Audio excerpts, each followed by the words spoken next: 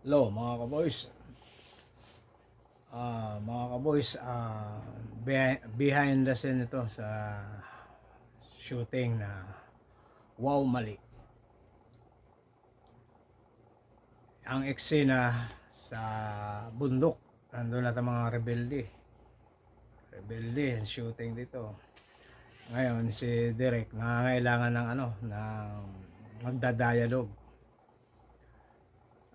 Sino bang magda-dialogue dito? Maraming stuntman, mga nakahilera.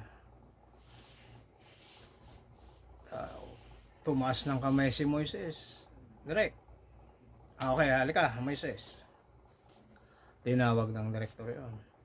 Ang dialogue mo ito. Nakita yung mga palusob ng mga sundalo. Tumakbo ka papunta sa commander mo. Yan ang isusumbong mo lang na dumarating ang mga hukbo.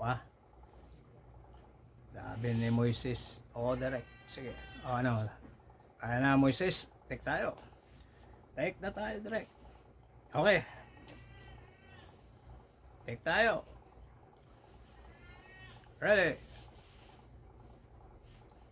Light, camera, action. Wardya si Moises, nagsisigarilyo. Titingin-tingin. Yun, nakita niya, dumarating yung mga sundalong kalaban.